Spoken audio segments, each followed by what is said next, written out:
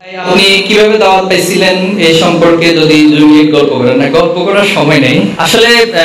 শিবির হিসেবে তো কেউ জন্ম নেয় না, পৃথিবীতে কেউ শিবির হিসেবে জন্ম নেয় না। আসসালামু আলাইকুম ওয়া রাহমাতুল্লাহ। সম্মানিত ভিউয়ার্স, আপনারা দেখেছেন শিবিরের একটি বক্তব্য। শিবির বর্তমান সভাপতি যেটি নির্বাচন হয়েছেন, তিনি যে কথাগুলো বলেছেন শিবিরে কি কারণে এসেছেন, এবং অদ্ভুত একটি ব্যাপার আপনাদেরকে আজকে দেখাবো, যেটা হচ্ছে খুবই তাৎপর্যপূর্ণ একটি বিষয়। যে ছাত্র শিবিরে এসেছেন, কিভাবে এসেছেন, আসলে নামাজের মাধ্যমে এসেছেন, দিন প্রতিষ্ঠার আন্দোলনের জন্য এসেছেন, নাকি নিজের সাধ্য হাসিলের জন্য এসেছেন, বিভিন্ন কারণে আজকের এই বিষয়টি বিতর্কিত। আজকে আপনারা যারা শিবির নিয়ে প্রশ্ন করেন, ছাত্র শিবির নিয়ে বিভিন্নভাবে বিতর্ক করেন, ছাত্র শিবির নিয়ে বিভিন্নভাবে প্রোপাগান্ডা বা মিথ্যাচার ছড়ান, তাদের জন্য আজকের ভিডিওটি খুবই গুরুত্বপূর্ণ। সম্মানিত ভিউয়ার্স, আমরা বেশি কথা না বলে সরাসরি ভিডিওটি দেখে নিই। আপনি কিভাবে দাওয়াত পাইছিলেন এই সম্পর্কে যদি 2 মিনিট গল্প করেন। না, গল্প করার সময় নেই আসলে। শিবির হিসেবে তো কেউ জন্ম নেয় না, পৃথিবীতে কেউ শিবির হিসেবে জন্ম নেয় না। যারা আলমে আরোহার গল্পটা জানেন, কোরআনে পড়ছেন অথবা অন্য কোনো জায়গা থেকে স্টাডি করছেন, তারা জানেন যে আলমে আরোহাতে আল্লাহর সাথে আমাদের একটা কথোপকথন হয়েছিল।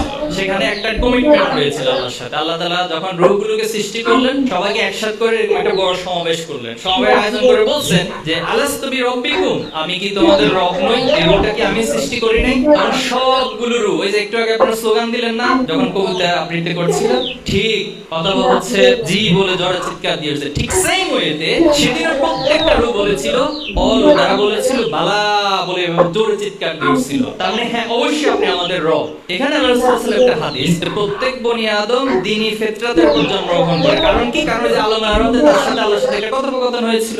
সেজন্য এই দ্বীনি ফিতরাতের উপর জন্মগ্রহণ করার পরেও তার পিতামাতা এবং তার চারপাশের পরিবেশটা তাকে হয়তো সে ফিতরাতের উপর টিকিয়ে রাখে, অথবা সে ফিতরাত থেকে আস্তে আস্তে দূরে সরিয়ে তাকে একজন বিদ্রোহী অর্থাৎ রবের বিদ্রোহী একটা শক্তি হিসেবে বা একটা সত্তা হিসেবে তাকে গড়ে তোলে। তাহলে এখানে কি পয়েন্ট পেলাম আমরা? যে দ্বীনি ফিতরাতের উপর আমরা সবাই জন্ম নিই, কিন্তু আমাদের পরিবেশটা আমাকে দ্বীনের উপর টিকিয়ে রাখে, অথবা দ্বীন থেকে আল্লাহর সাথে যে কমিটমেন্টটা সেটাকে আস্তে আস্তে করে ভুলিয়ে দেয়, আমাকে ভিন্ন একটা রাস্তা ধরিয়ে দেয়। তো যেটা বলছিলাম যে শিবির হিসেবে কেউ জন্মগ্রহণ করে নাই, আমিও করি নাই। তো হয়তো শীত ফিতরাতের উপর জন্মগ্রহণ করেছিলাম। আমার পরিবার, আমার সমাজ বা আমার চারপাশে, এই যে আমার একজন বক্তা বলছেন যে পরিবেশটা ইম্পর্টেন্ট। আপনি ইউনিভার্সিটিতে আসছেন, আপনি কার সাথে মিশতেছেন, দিস ইজ ভেরি ইম্পর্টেন্ট। এরপর আপনি কার সাথে সময় কাটাচ্ছেন, আপনি কোন পরিবেশে ক্লাস করছেন, কোন পরিবেশে আপনি আপনার হলে থাকছেন, এই সব কিছুর উপর ডিপেন্ড করে আপনার একটা মূল্যবোধ, আপনার একটা চিন্তার পরিসর গড়ে ওঠে। তো সে জায়গা থেকে শিবিরের কিশোরগঞ্জ একটা পত্রিকা আছে, আপনার আমার নাম শুনছেন, তো দায়িত্বশীল দেখা হয়েছিল, কিশোরগঞ্জ পত্রিকাটা ধরিয়ে দিয়েছিল। এই কিশোরগঞ্জ পত্রিকাটা আরো যেটা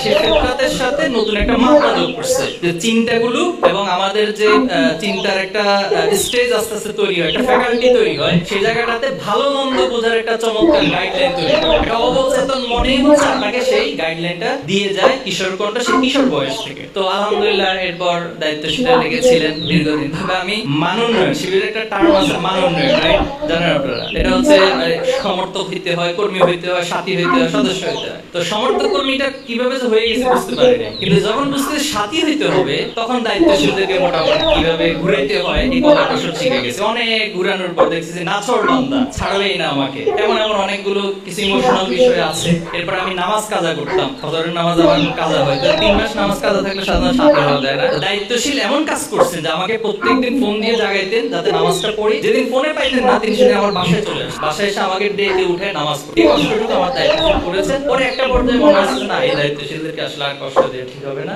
পরে সাথী হয়ে গেলাম। আল্লাহর ইচ্ছা।